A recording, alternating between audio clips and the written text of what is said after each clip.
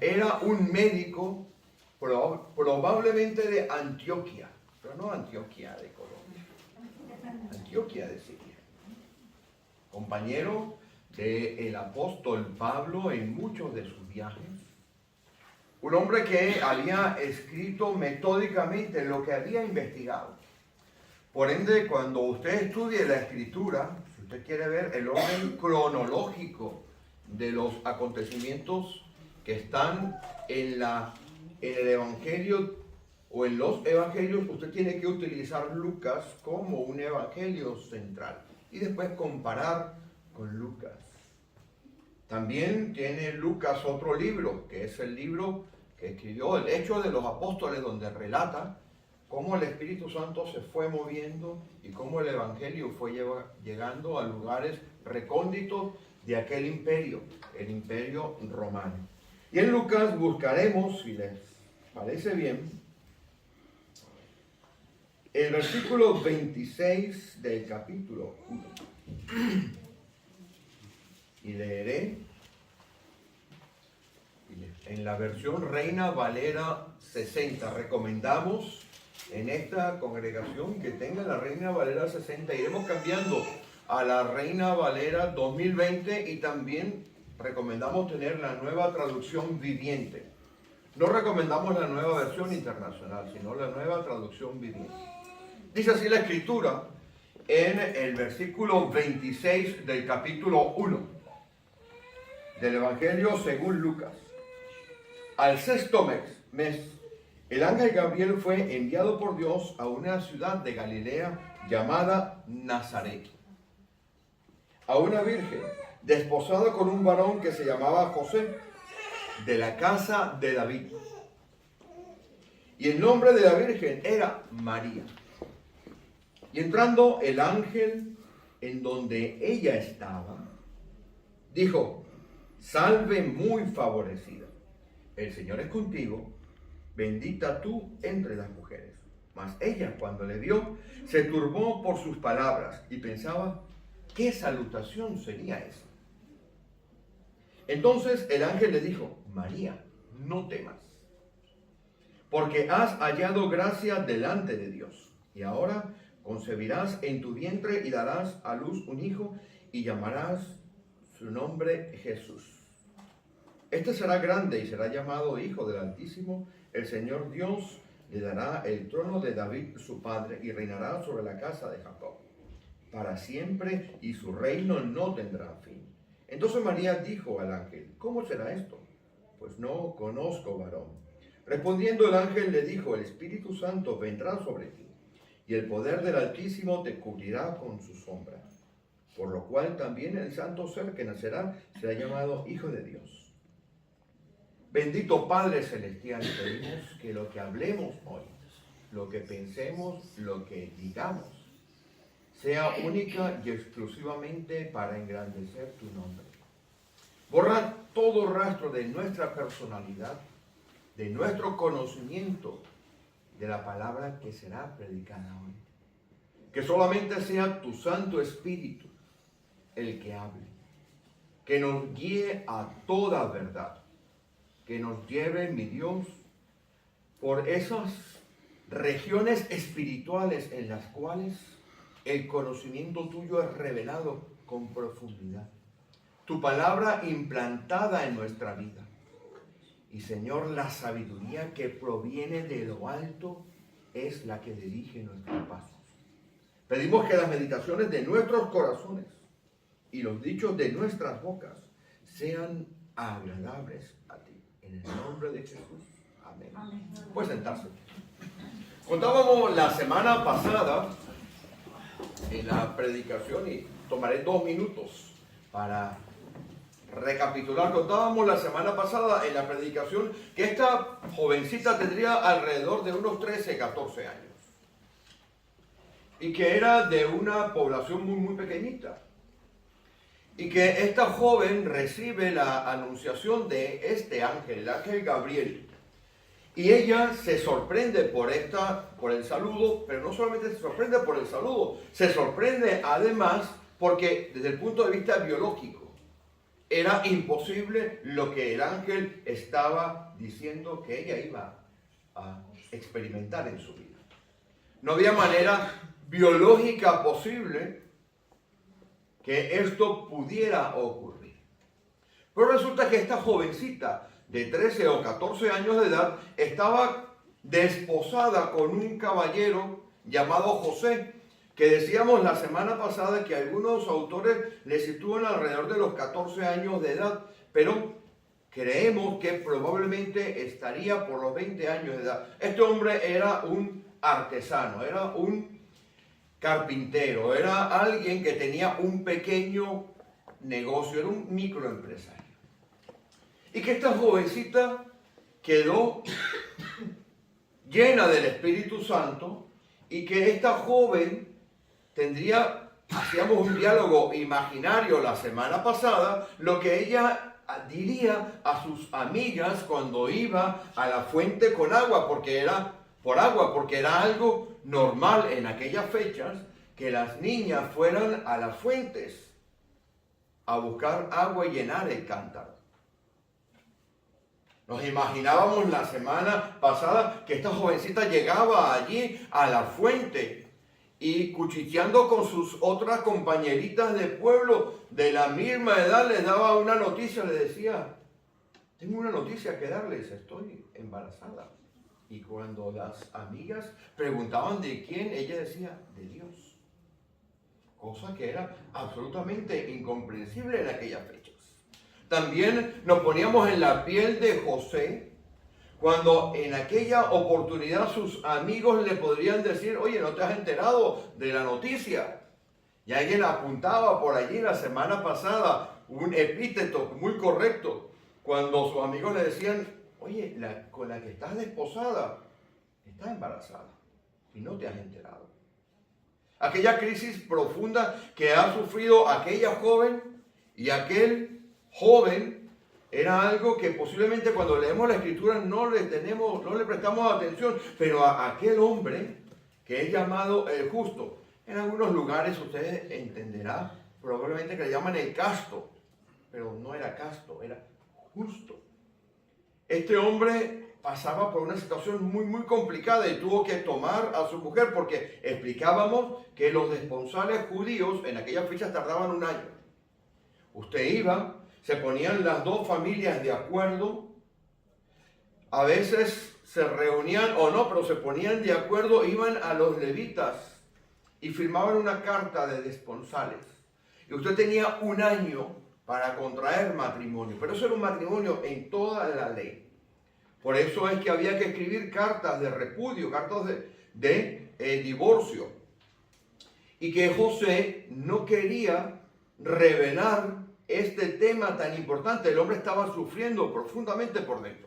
Y pensó dejarla secretamente porque se hubiera expuesto a los levitas que María estaba embarazada y no era de él. ¿Qué hubiera pasado? Lo hubiera matado. Pero este hombre recibe una visión de parte en sueños de otro ángel y este hombre decide aceptar la voluntad de Dios en su vida. Pero como Dios siempre viene el rescate de ambos, a María la saca a visitar a su parienta Elizabeth. Ojo, no es prima cercana. No es prima cercana. Era parienta. Ustedes le ven aquí pariente, ¿verdad? A su parienta. Después algún día explicaremos lo que eso significa. Y a José le dan la oportunidad de salir de allí, de donde está, para ir a la ciudad de Belén a empadronarse. Explicábamos en aquellas fechas que aquel viaje era un viaje muy, muy complicado. Era un viaje de unos 100 kilómetros en los cuales con toda seguridad María iría andando. Era un viaje tortuoso, era un viaje en pendiente, inclinada, por esos días subió. Si usted lee la Escritura, dirá que subió a Belén. Dios había colocado en aquellas fechas un padrón. Y explicábamos también, ¿sabes lo que es un padrón? Todos tenemos aquí, todos estamos empadronados. Y explicábamos también que cuando usted compara el Evangelio de Mateo y el Evangelio de Lucas, esa diferencia que puede existir en cuanto a fechas, porque Mateo lo sitúa en una fecha específica y Lucas en otra, se debe exclusivamente a que los padrones, los censos, podían tardar 14 años en completarse. Así que en ese periodo de 14 años, fácilmente puede entrar la versión de Mateo y la versión de Lucas. Pero aquel viaje era muy complicado. Aquel viaje requería que José llevara a su esposa embarazada a término. Porque cuando terminaron los 100 kilómetros de distancia, ¿qué aconteció? La señora llegó en su momento de alumbrar. Y decíamos también, haciendo un poco de parodia, que cuando una mujer está a término, no quiere moverse. Y está pidiéndole a Dios, a ver cuándo me sacan este muchacho de adentro, porque no pueden respirar, algunas tienen acidez, algunas tienen dificultades para dormir mientras su esposo está correctamente y tranquilamente roncando al lado suyo. Usted está pidiéndole a Dios a ver cuándo llega el momento del alumbramiento. Y las hermanas del domingo pasado asentían con su cabeza y alguna que otra le daría un codazo a su marido. Pues preguntábamos que en aquel viaje difícil a 30 grados, contábamos en aquel viaje difícil a 30 grados de temperatura durante el día y a 5 grados de temperatura en la noche, que había que dormir al descampado 100 kilómetros aproximadamente 5, 6, 7 días. Las situaciones eran difíciles y cada paso que daba María y José les acercaba a la meta. Y la meta era llegar a alumbrar al Hijo del Dios Altísimo. Explicábamos también que muchísimas veces cuando estamos en el camino de Dios, el enemigo no puede extender, alejar la meta, pero va a trabajar en las circunstancias suyas de manera tal que usted sufra un verdadero calvario en ese caminar y desista, se vaya de un lado o se vaya de otro. Y que cuando usted pasa por situaciones difíciles, porque Dios tiene un plan para usted, y usted decide aceptar el plan de Dios como lo aceptaron ellos, y usted empieza a andar, y empieza a ver todas las circunstancias difíciles, usted empieza a preguntarse, ¿dónde está Dios? Y Dios está en las circunstancias porque María, ¿quién cargaba adentro? Explicábamos que cargaba al Hijo de Dios. Así que si María y José pudieron llevar adelante aquello, más aún lo podemos hacer nosotros, siempre y cuando nos encontremos en aquel lugar que explicábamos la semana pasada, que es la voluntad de Dios.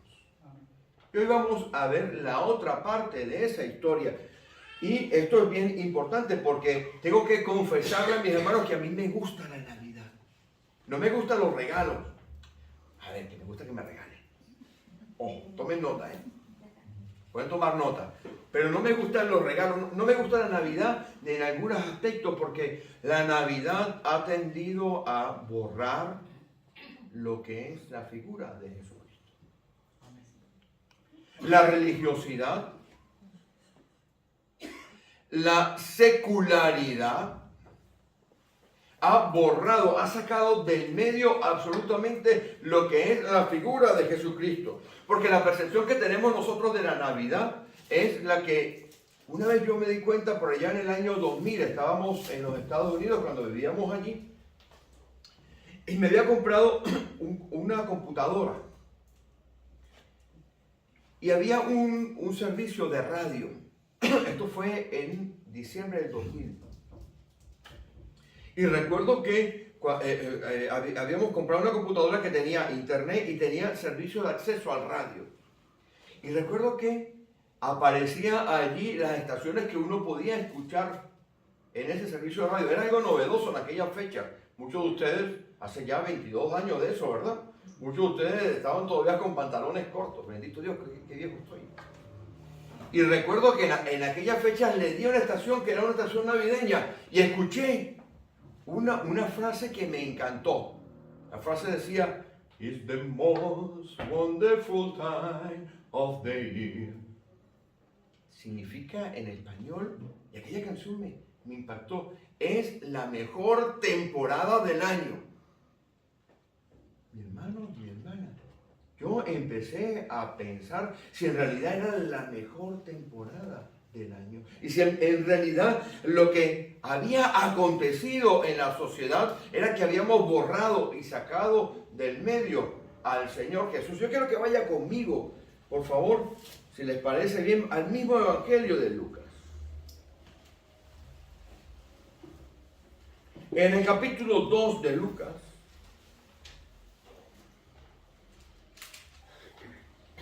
dice así, en el versículo 1. Aconteció en aquellos días que se promulgó un edicto de parte de Augusto César, que todo el mundo fuese empadronado. Aquella oportunidad la gente no pensaba nada de lo que fuese en Navidad.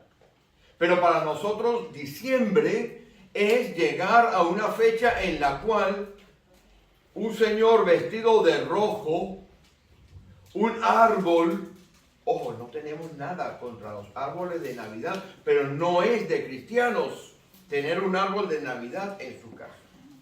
No es de cristianos tener un señor rojo, vestido de rojo, con una barba, adornando las puertas de su casa.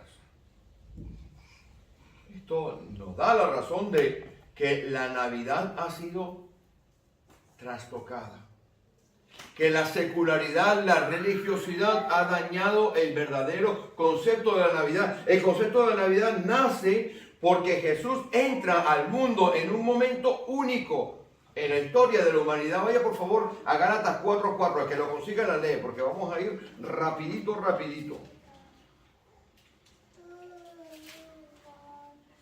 Pero cuando vino el cumplimiento del tiempo, Dios envió a su Hijo nacido de mujer y nacido bajo la ley. Ese cumplimiento del tiempo llegó en un momento específico de la historia de la humanidad, cuando un señor llamado Octavio transforma un país que era un triunvirato en un imperio y se autoproclama él como hijo de Dios. Que es lo que estamos leyendo en ese capítulo cuando Augusto César, Augusto significa el que tiene que ser adorado. Augusto César, cuyo nombre original era Octavio, da un decreto y en el cual en ese momento que da el decreto todas las condiciones imperiales de una deidad, de un Dios, se manifiestan en él. Dicen que él tenía que ser adorado, él tenía que ser considerado y él tenía que ser nombrado como Dios. Y en ese momento específico, en esa Navidad de esa fecha, entra Jesús en el mundo. Pero Jesús entra con un plan específico de parte de Dios en el mundo, no con el plan ni con el pensamiento que muchas veces tenemos nosotros del Señor Jesús, porque cuando usted ve cómo se ha difuminado la figura de Jesús, Jesús termina transformándose quizás en un apagafuegos. Señor, ayúdame. En un algo casi mágico al cual usted recurre cuando usted está en la mayor dificultad de su vida. O a veces el Señor Jesús se ha difuminado tanto por causa de malas teologías.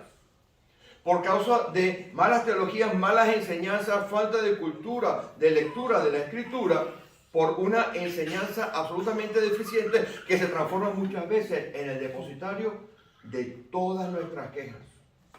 ¿A quién le echamos las culpas muchas veces cuando las situaciones no van correctamente bien en nuestra vida? ¿Sobre quién arrojamos la culpa cuando las cosas no van como nosotros quisiéramos que fueran? O cuando después de ir a pedir auxilio, ese auxilio que pedimos no viene ni en el momento, ni en la forma, ni en las características que nosotros quisiéramos. ¿Sobre quién depositamos nuestra rabia y nuestra frustración? Ah, no. ¿Sabes qué? No vuelvo más a la iglesia. Te he pedido, no me has escuchado. Que traducido es, te he pedido lo que yo quiero y no me lo has dado. He cogido una rabieta. Y así que no vuelvo a comunicarme contigo. O en algunas oportunidades Jesús se transforma en alguien para apaciguar nuestra conciencia.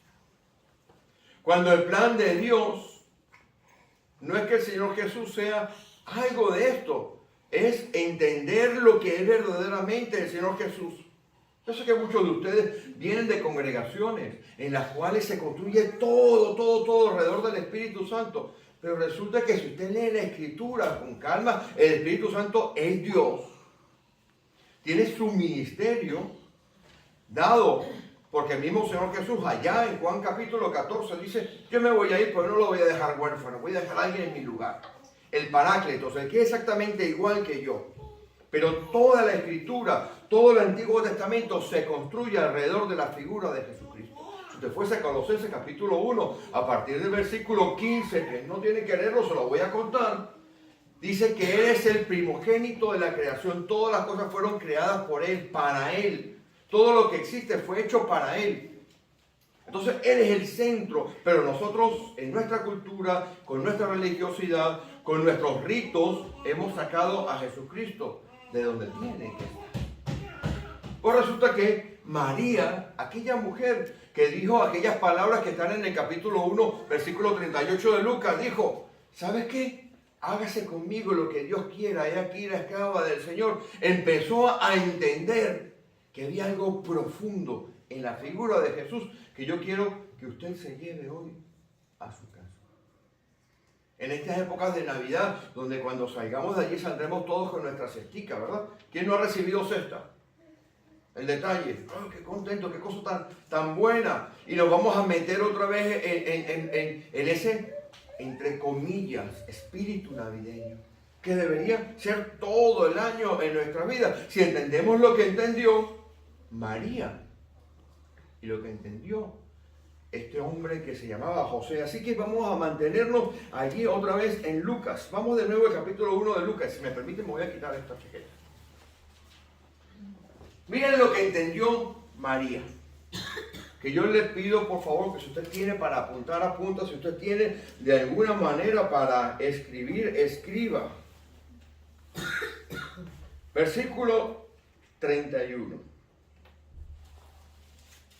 Una jovencita de 13 años de edad recibe la presentación de un ángel. Una joven que conocía las cosas de Dios. Al igual que su marido, José, recibe en el versículo 31 lo siguiente. Ahora concebirás en tu vientre. De inmediato, apenas el ángel había hablado, ya de inmediato estaba concibiendo María en su vientre.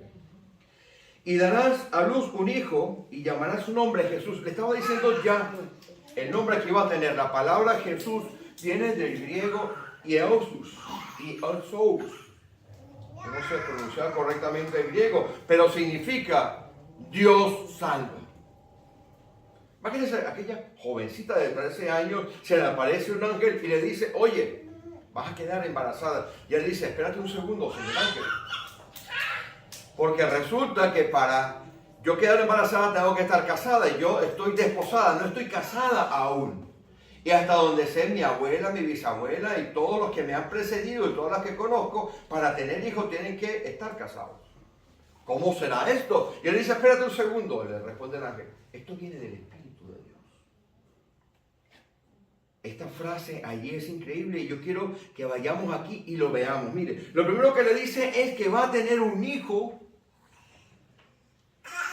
cuyo nombre será el mismo nombre de Josué. ¿Saben el Josué? El que después de que sale de toda la escena, Moisés es el que va a terminar de hacer aquella obra, el líder, el guerrero. Esa gente estaba esperando un Mesías. ¿Por qué? Porque llega el Señor Jesús, como hemos leído en Gálatas 4:4, en el momento más álgido de la historia de Israel. En el momento correcto, en el cual había uno que se había dicho, yo soy Dios. Y si alguno de ustedes cree que puede pensar que yo no soy Dios, me lo voy a cargar. Eso es lo que estaba haciendo en ese momento el Imperio Romano. Y estableciendo una doctrina en la cual el emperador tenía que ser el centro. Y aparece un niño. El verdadero Dios. Sigan conmigo leyendo. Y este será grande. Miren todos los epítetos. Imagínense que usted va a un ecosonograma. ¿Quién de las hermanas aquí le han hecho un ecosonograma estando embarazada? A ver. Y el primer ecosonograma que hicieron, el de Arturo, cuando nació hace 30 años, lo que se veía del corazón. Y yo dije, igualito a mí. Pero ahora usted va a hacer un ecosonograma ahora y ahora sí que puede decir igualito a mí. Porque ahora le sale la cara, las manitos, todo.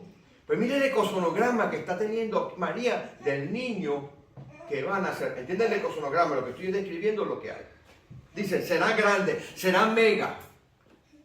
Yo me voy a poner en lo que estaba entendiendo María. Estaba entendiendo que ella iba a tener un milagro en su vida que nunca se había visto. Porque si usted va a Isaías capítulo 7, dice, el mismo Dios os dará señal. He aquí la virgen concebirá, la doncella concebirá. ¿Usted qué cree? ¿Que ella no leía, que ella no sabía Isaías? Ella sabía Isaías. Porque todas las lecturas del templo por la mañana tenían que requerir que usted se leyera un salmo, se leyera una porción de la Torá, la ley, alguna de los 5 libros, y se leyera alguno de los profetas. Isaías había profetizado mínimo 700 años antes. Ella sabía cuando el ángel empezó a hablar, lo que le estaba diciendo era algo que a ella la iba a impactar. Y va a ser mega, dice aquí, venga, este será grande, mega. Es decir, no grande como cuando nacen aquellos niños. ¿Cuánto pesó? 6 kilos. ¿Cómo sobrevivió usted a esto?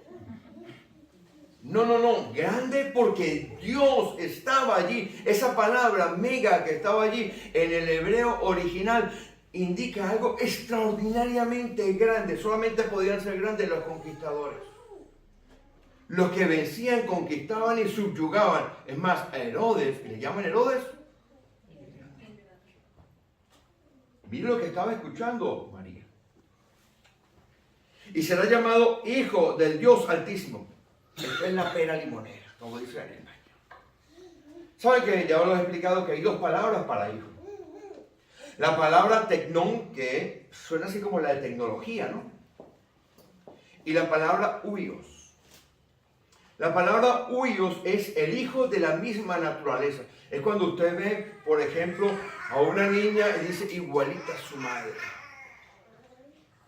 Es de la misma naturaleza. Pero aquí estaba diciéndole el ángel que aquel niño iba a tener la misma naturaleza de Dios. Iba a ser exactamente igual a Dios. Imagínense lo que estaría pasando por la mente de María. Iba a empezar a entender qué era lo que estaba entrando allí en su vida. Hijo del Altísimo.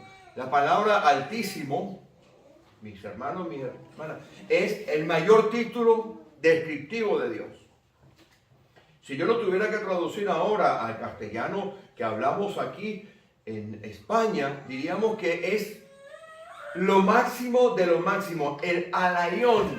Si usted ha escuchado en el hebreo, alguno de los 2 nombres de Dios es el Alayón, el más alto. No hay nada por encima de él. Es más, Isaías lo dice. En Isaías 25:40 lo dice, ¿a qué me compararéis? Yo soy único. Pues esta palabra que está aquí está describiendo todo lo que es el ecosonograma de lo que María estaba llevando dentro. Aquella que tenía que caminar 100 kilómetros.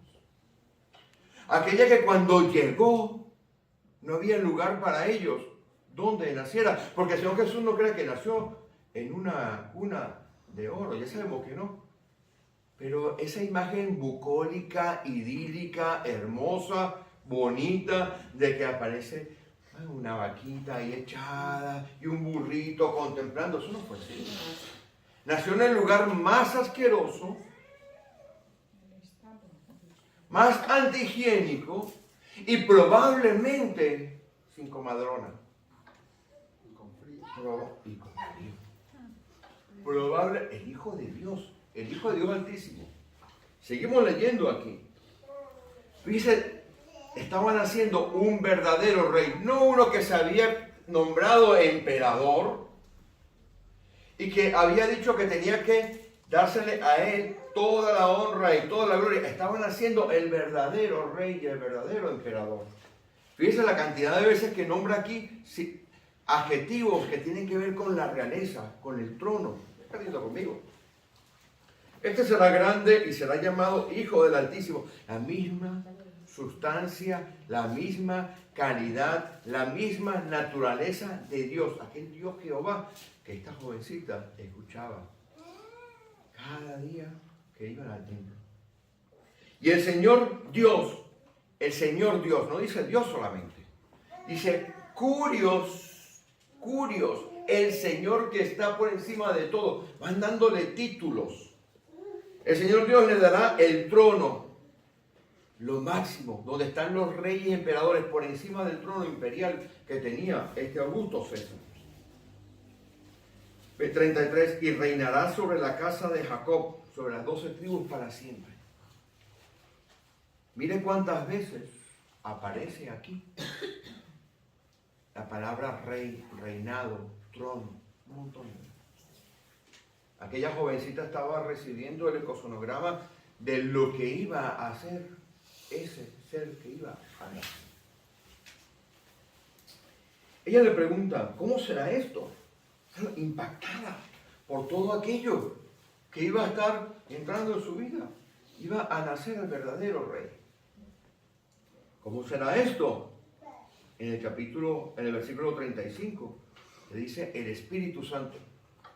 Miren, hay algunas denominaciones que dicen que el Espíritu Santo en el Antiguo Testamento no operaba. No sé si donde vienen mis hermanos le han enseñado eso, pero el Espíritu Santo está operando desde el primer día de la creación. Vaya conmigo a Génesis capítulo 6, versículo 3. Génesis 6, 3.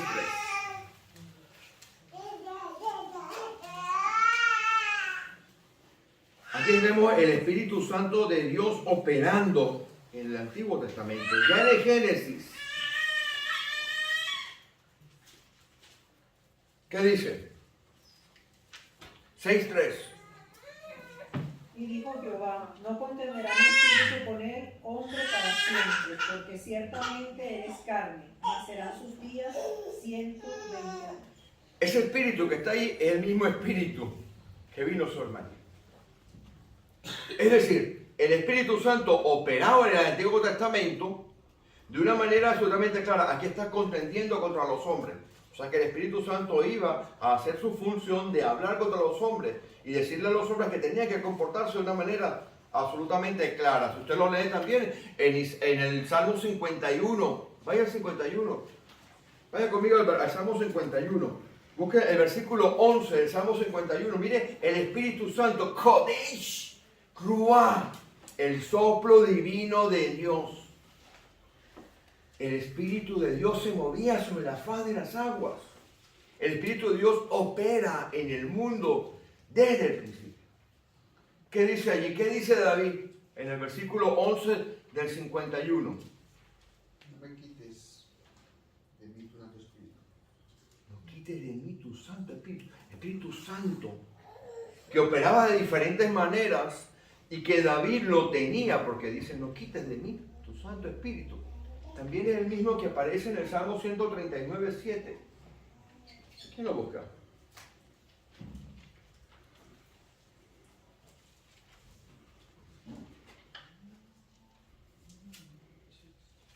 ¿A dónde me iré de tu espíritu y a dónde huiré de tu presencia? Si usted ve, podríamos pasar horas hablando del Santo Espíritu. Pues ese Santo Espíritu que está ahí fue el mismo que cubrió a María. Por eso la sangre de Jesús es única. Porque mi sangre, y aquí tenemos nuestros hermanos que han estudiado medicina, mi sangre se compone de una carga de mi mamá y una carga de mi papá. Pero la sangre de Jesús tenía un gen, ¿de dónde? Celestial. Esa sangre es única. Por eso esa sangre cumplió un propósito y ya está cumplido. Por ende, orar utilizando la sangre de Jesús para, Señor, cubro mi coche con tu sangre. No es correcto. Señor, cúbreme con tu sangre preciosa ahora que voy a... No, usted está cubierto porque en 1 de Juan, en el capítulo 5, si usted lee a partir del versículo 22, dice que la unción del Santo está con usted. Si si usted está dentro del criterio de la unión con el santo, de la unción del santo. Entonces aquella mujer recibe una información que era la verdadera información de la Navidad. Voy a seguir leyendo para apresurarme para terminar a las 2. Versículo 35 del capítulo 1. El Espíritu Santo vendrá sobre ti y el poder del Altísimo, el Elión, el Dios de la montaña, el Dios aquel que se revelaba a Moisés, el Dios aquel que hacía que la montaña tronara y que cuando tronó la montaña cayó el Espíritu Santo sobre 70 hombres que profetizaron en el campamento de Israel. Eso es lo que tenía María adentro de ella. Pero José, que era más teológico, voy a llamarlo así. Si usted va a Mateo, en el capítulo 1 de Mateo, mira, vaya conmigo a Mateo. Vamos a terminar rapidito esto para ir viendo Mateo. Si usted va a Mateo capítulo 1, el versículo 20 al 23, dice: el ángel del Señor se le apareció un Señor y le dijo a José, José, hijo de David. Oh, espera. José, hijo de David.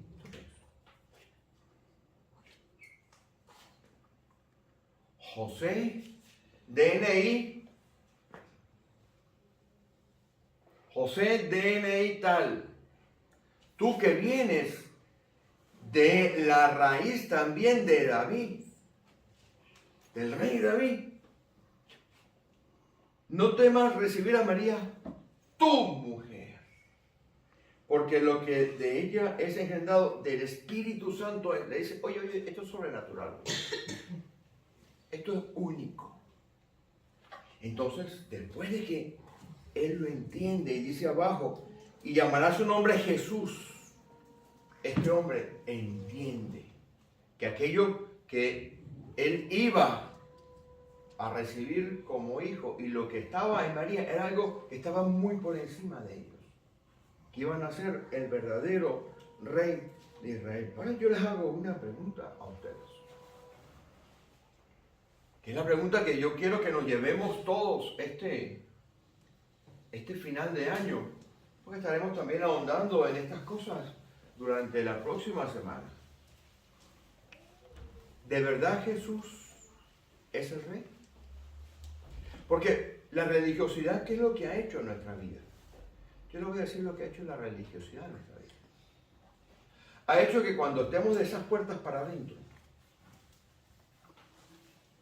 oremos a un Dios que se llama Jesús, que decimos que es el rey, pero que no nos sometemos a lo que él es.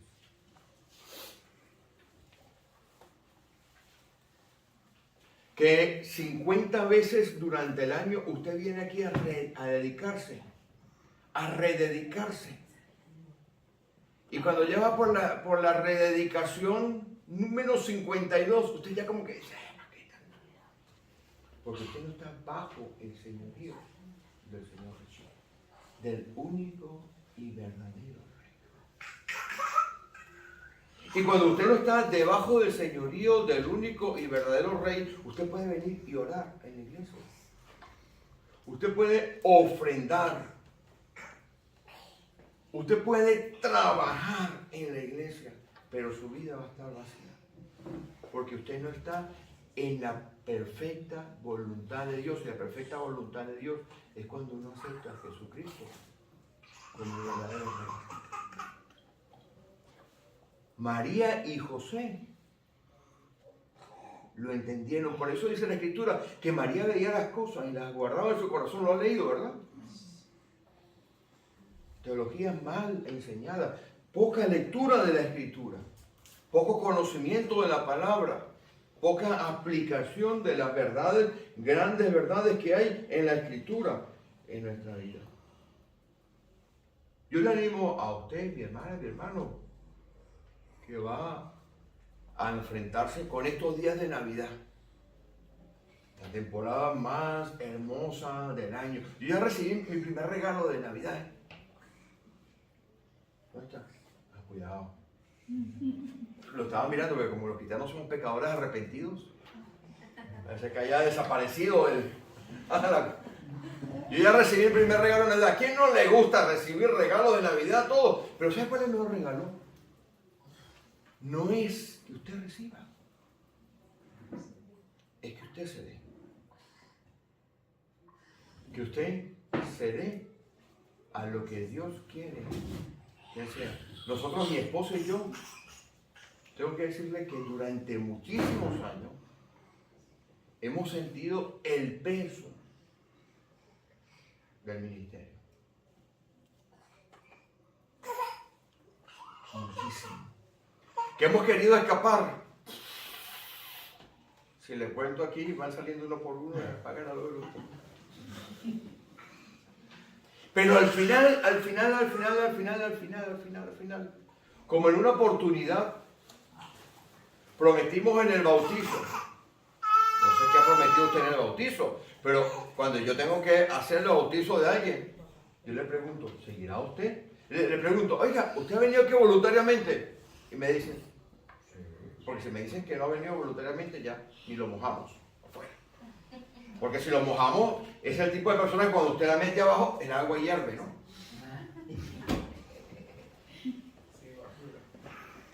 Y la segunda pregunta que le hago es, ¿está usted dispuesto o dispuesta? Porque es que ahora hay que usar el lenguaje, ¿verdad? Porque es que si no nos denuncian. ¿Está usted dispuesto o dispuesta a seguir al Señor? Y como me gusta, como dice usted, meter el dedo en la llaga y digo, cueste lo que cueste. Y dicen que sí. Entonces, cuando usted hace eso y hace eso de corazón, usted está empezando a entrar por un camino donde usted puede tener planes, indudablemente que puede tener planes, puede tener su trabajo, puede generar todo lo que usted quiera generar de planes en su vida, pero todos están supeditados al basileo del Señor Jesús.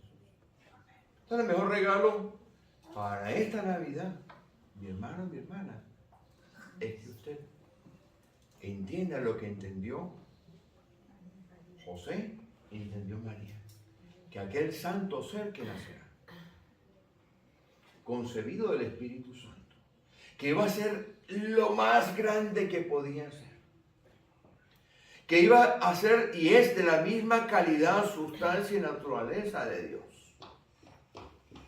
Ese es el verdadero rey. Y que usted entienda que Él es el verdadero rey de su vida. Porque si entrara por ahí el rey Felipe, tocayo mío, para más señas, ¿dónde estaría? Ay, ¿dónde lo sentamos? ¿Dónde le damos? Y le ofrecen el mejor café, la mejor tarta, ¿verdad? ¿Y por qué no lo hacemos nosotros con el Señor? Porque la religiosidad, la secularidad, lo ha sacado de la Navidad y de nuestras vidas. Amén. Vamos a ponernos en pie.